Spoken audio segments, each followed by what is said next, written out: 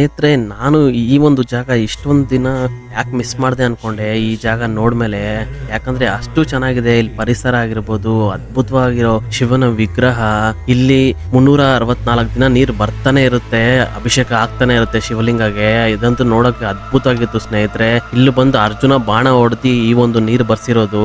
ಅವ್ರು ವನವಾಸ ಕೂಡ ಇಲ್ಲಿ ತುಂಬಾ ದಿನ ಕಳೆದಿದ್ದಾರೆ ಈ ಒಂದು ಜಾಗದಲ್ಲಿ. ಅದ್ಭುತವಾಗಿತ್ತು ಸ್ನೇಹಿತರೆ. ಹಾಸನಲ್ಲಿ ನಾನು ಈ ತರ ಒಂದು ಜಾಗ ಇಷ್ಟು ದಿನ ಮಿಸ್ ಮಾಡ್ಕೊಂಡೆ, ತುಂಬಾ ಮಿಸ್ ಮಾಡ್ಕೊಂಡೆ. ನೀವು ಖಂಡಿತ ಹೋದಾಗ ವಿಸಿಟ್ ಮಾಡಿ ಸ್ನೇಹಿತರೆ.